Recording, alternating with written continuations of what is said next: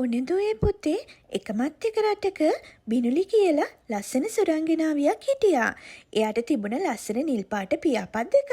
ඒ වගේම එයාගේ හොඳම යාළුවා උනේ ආපුංචයි, මුවපුංචයි, කුරුළු පැංචයි.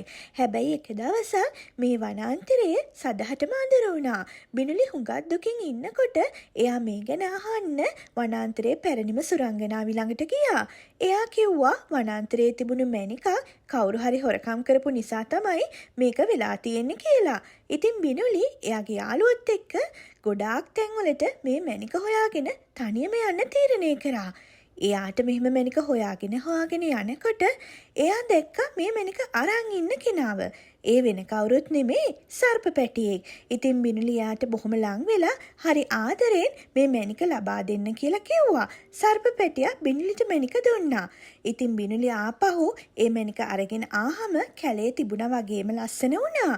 ඉතින් හැමෝම බිනුලිට ප්‍රශංසා කළා. එයා කිව්වා මේක මගේ තනි ජයග්‍රහණයක් නෙමෙයි කියලා. මේක හැමෝගෙම ජයග්‍රහණයක් කියලා.